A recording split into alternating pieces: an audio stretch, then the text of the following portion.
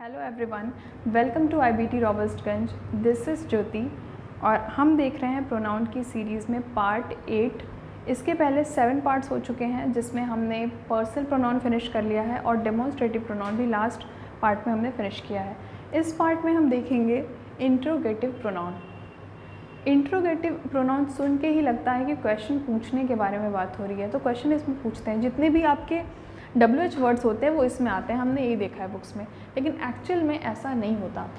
जितने भी WH words हैं वो सारे ही इंट्रोगेटिव प्रोनाउन नहीं होते हैं। उसमें से कुछ आप एज अ प्रोनाउन यूज़ करते हैं और कुछ वर्ड्स ऐसे होते हैं जो एज एन एडवर्ब यूज़ होते हैं, यानी कि वो हमें आंसर में नाउन को नहीं देते हैं। जो भी WH वर्ड्स हमें आंसर में नाउन या प्रोनाउन को दे रहे हों उन्हीं को हम इंट्रोगेटिव प्रोनाउन की कैटेगरी में रखते हैं और बाकी सारे होते हैं एडवर्ब की कैटेगरी में। तो नेक्स्ट स्लाइड में हम देखते हैं कि ऐसे कौन कौन से वर्ड्स हैं। तो इंग्लिश में अब तक हमने जितने भी इंट्रोगेटिव वर्ड्स सुने हैं, जैसे हु, हुम, विच, दे, हाउ, वेयर, ये सारे ही को हम WH कैटेगरी में रख देते हैं और हम सबको ही प्रोनाउन की तरह ट्रीट करने लगते हैं, क्योंकि WH वर्ड है तो वो प्रोनाउन होगा, इंट्रोगेटिव प्रोनाउन। लेकिन ऐसा होता नहीं है। यहाँ पे जो आप वर्ड्स देख रहे हैं, हु, हुम, विच, हुज़, वॉट, ये सारे इंट्रोगेटिव प्रोनाउन की कैटेगरी में आते हैं। और ये सारे इंट्रोगेटिव प्रोनाउन नहीं होते, ये होते हैं एडवर्ब। वो हम एडवर्ब में देखेंगे डिटेल में। अभी मैं आपको बता दूंगी सिर्फ डिफरेंस कि हु, हुम, हुज़, विच और वॉट, ये सारे इंट्रोगेटिव प्रोनाउन की कैटेगरी में आते हैं। और ऐसा इसलिए होता है क्योंकि ये सब हमें आंसर में या तो नाउन या फिर प्रोनाउन के लिए ही मिलते हैं। यानी कि इनका जब आप आंसर देखेंगे तो वो नाउन या प्रोनाउन नहीं होगा। जैसे हु आर यू, आप कौन हैं, तो अगर आप किसी से पूछे हु आर यू, तो वो या तो इंसान होगा, जानवर भी होगा, या कुछ भी होगा, तो वो कोई ना कोई नाउन में ही आंसर आपको मिलेगा। तो इसलिए क्या है, इंट्रोगेटिव प्रोनाउन है, क्योंकि आंसर में ये हमें नाउन दे रहा है। और हु का ही ऑब्जेक्टिव केस है, जैसे इसके पहले भी आपको मैंने बताया है, आपने एक्टिव पैसिव में किया होगा, हु का बाय हुम कर देते हैं। यानी कि जब आप स्टार्ट करते हैं हु से सब्जेक्ट की तरह और लास्ट में बाय हुम कर देते हैं एक्टिव पैसिव में। हु का ही ऑब्जेक्टिव केस बाय हुम है। अगर मैं बोलूँ कि तुम किससे बात कर रहे थे, to whom are you talking, तुम किससे बात कर रहे हो, तो उस केस में आप जो किससे बात कर रहे हो वो कोई भी पर्सन ही होगा या कोई भी होगा, तो उस केस में ये आंसर में हमें नाउन ही देगा। तो वो सारे प्रोनाउन जो हमें आंसर में नाउन या प्रोनाउन ही दे रहे हों वो हमें इंट्रोगेटिव प्रोनाउन की कैटेगरी में रखने हैं। ये सारे उस कैटेगरी में नहीं आते। नेक्स्ट, हुज़ में भी वही है, हुज़ पेन इज़ दिस, ये किसकी पेन है, तो इसका आंसर भी क्या होगा, कोई ना कोई नाउन ही होगा। हुज़ पेन इज़ दिस, ये किसकी पेन है, इसके आंसर में हमें नाउन मिल रहा है, तो अगेन ये भी क्या है, इंट्रोगेटिव प्रोनाउन है। Which of the following man has won the title of something, इस तरीके से क्वेश्चन आपने KBC में सुना होगा, which of the following cricketer has won the title of something. तो इस तरीके से जब आप कोई चीज़, इसका भी आंसर आपको नाउन में ही मिलेगा, तो ये भी क्या है, इंट्रोगेटिव प्रोनाउन है।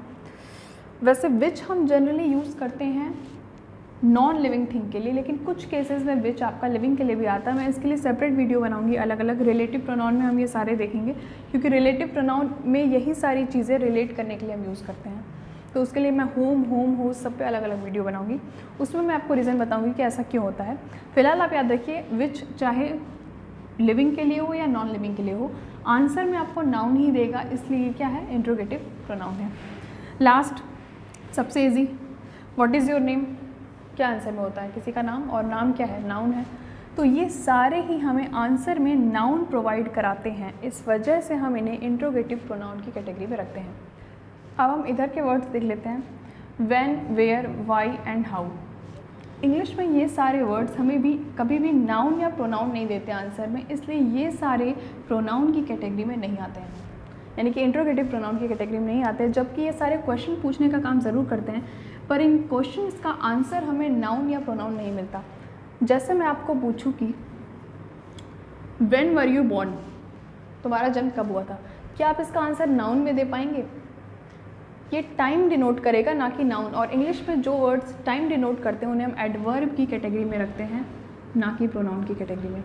तो ये सारे वर्ड्स आपको जो आंसर देंगे वो कहीं ना कहीं एडवर्ब की कैटेगरी में आएगा, इसलिए हम इसे एडवर्ब की ही कैटेगरी में रखते हैं। एडवर्ब में हम इन्हीं वर्ड्स को और डिटेल में पढ़ेंगे, लेकिन अभी आप ये समझ लीजिए कि व्हेन का आंसर आपका जो भी होगा वो नाउन नहीं होगा, इसलिए हम इसे प्रोनाउन की कैटेगरी में नहीं रख सकते। वेयर डू यू लिव, अगर मैं आपसे पूछूँ आप कहाँ रहते हैं, तो इसका आंसर आप बताएंगे इंडिया में, महाराष्ट्र में, कहीं पे भी बताएंगे तो आप बोलेंगे जगह का नाम तो नाउन में आता है। Noun is the name of person, place और थिंग, जो भी आप कहते हैं। तो पर्सन प्लेस में जब आप बोल रहे हैं तो आपको लगेगा कि इंडिया तो प्लेस का नाम है और ये तो नाउन है, फिर तो इसे प्रोनाउन की कैटेगरी में रखना चाहिए। तो इसको मैं आपको एक डिफरेंट केस से मैं आपको अलग बताऊंगी। अभी आप ये देख लीजिए, वाई और how. Why are you sad, आप सैड क्यों हैं? क्या आप इसका आंसर नाउन में दे पाएंगे? नहीं दे पाएंगे इसका आंसर कभी भी नाउन में। आप कोई ना कोई रीज़न बताएंगे। वाई का काम होता है रीज़न बताना कि क्यों सैड है। जैसे इधर के क्वेश्चंस का मैं आपसे आंसर पूछूं कि हु आर यू, आप इसका नाम बोल सकते हैं Rahul. To whom are you talking, Rahul. Whose pen is this, Rahul की पेन है। Which is your brother, Rahul. What is your name, Rahul. इन सब का आंसर आप नाउन में दे पाएंगे, लेकिन आपका बर्थ कहाँ हुआ आप उसका क्या राहुल बता सकते हैं? नहीं बता सकते। उसी तरह से रहने का भी, इसका मैं बता रही हूँ आपको अलग से। वाई आर यू सैड, इसका आंसर भी आप किसी का नाम या कोई नाउन में नहीं दे सकते। हाउ आर यू, इसका आंसर आपको रटा होता है I am fine. I am और फाइन, इन तीनों में ही कोई भी वर्ड नाउन नहीं है, इसलिए ये भी प्रोनाउन की कैटेगरी में नहीं आता। अब ये जो वेयर का केस है, इसका मैं आपको बता दूं।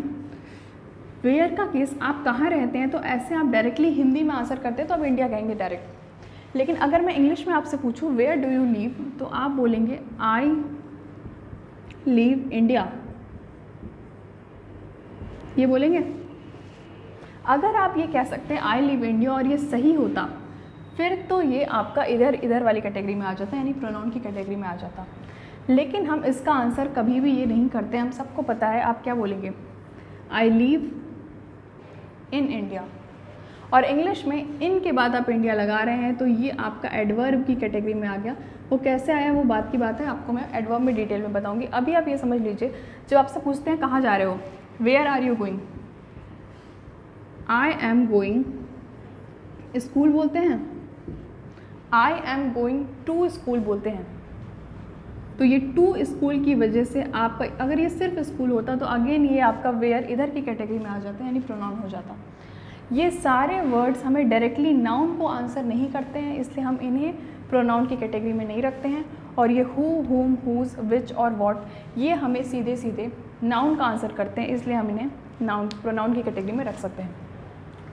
तो अभी हम कुछ एग्जाम्पल्स देखेंगे इन पे बेस्ड कि किस तरह से हम इसे यूज़ करते हैं एज अ प्रोनाउन सेंटेंस में। तो आइए देखते हैं कुछ एग्जाम्पल्स के साथ। फर्स्ट है who is the best player, सबसे अच्छा प्लेयर कौन है। तो आपको पता है इसका आंसर क्या होगा, एक नाउन ही होगा। सबसे अच्छा कोई जो भी प्लेयर होगा उसका हम नाम बताएंगे और यहाँ पे क्या होगा, उसका आंसर नाउन होगा। इस वजह से ये क्या है, हु यहाँ पे as a interrogative pronoun use हुआ है।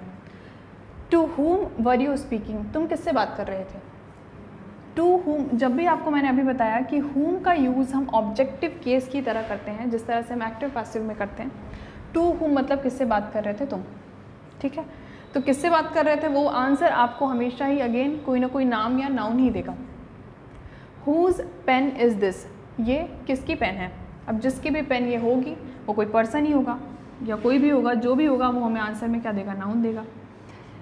विच इज़ योर हाउस, तुम्हारा घर कौन सा है।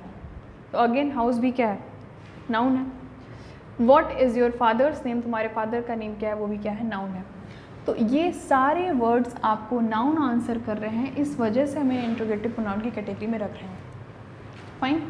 तो जो भी वर्ड्स हमें नाउन आंसर करेंगे वही इंट्रोगेटिव प्रोनाउन होंगे। सारे WH वर्ड्स इंट्रोगेटिव प्रोनाउन में नहीं आते। The words that answers in noun और pronoun they are called interrogative pronouns. वो शब्द जो हमें आंसर में नाउन या प्रोनाउन देते हैं वही सारे क्या होते हैं, इंट्रोगेटिव प्रोनाउन होते हैं।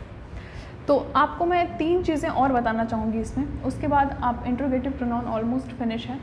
तो नेक्स्ट स्लाइड में मैं बताती हूँ आपको वो 3 चीज़ें क्या हैं। ये तो देख लिया कि ये सारे वर्ड्स हु, हुम, विच, हुज, व्हाट, ये सारे इंट्रोगेटिव प्रोनाउन की कैटेगरी में आते हैं। लेकिन कब ये हमें आंसर में सब्जेक्ट दे रहे होते हैं, कब ऑब्जेक्ट दे रहे होते हैं, ये हम देखेंगे।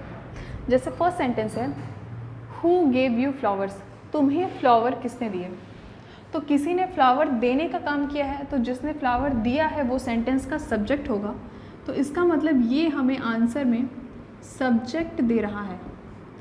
और क्योंकि मैंने आपको बोला कि हु एज अ सब्जेक्ट हम यूज़ करते हैं एक्टिव पैसिव में हुम को ऑब्जेक्ट, तो ये जब सब्जेक्ट की तरह यूज़ होता है तो हमें आंसर में सब्जेक्ट ही देता है। सेकंड है अबाउट हुम आर यू टॉकिंग, तुम किसके बारे में बात कर रहे हो। अब यहाँ पे ध्यान से देखिएगा, यहाँ पे बात करने वाला यू है, लेकिन जिसके बारे में बात कर रहा है वो कोई और है। अबाउट हुम आर यू टॉकिंग, तुम किसके बारे में बात कर रहे हो, तो जिसके बारे में बात हो रही है वो ऑब्जेक्ट होगा यहाँ का, यानी कि आंसर में ये जो टू हुम है या अबाउट हुम है ये हमें आंसर में देगा ऑब्जेक्ट। सब्जेक्ट ऑलरेडी इसमें हमें पता है यू है, यू बात करने का काम यू कर रहा है तो यू सब्जेक्ट है, और जिस बारे में बात कर रहा है वो हो जाएगा ऑब्जेक्ट। तो उस ऑब्जेक्ट को दिखाने के लिए यहाँ पे हुम आया है, और हुम हमेशा ही ऑब्जेक्ट का आंसर करता है।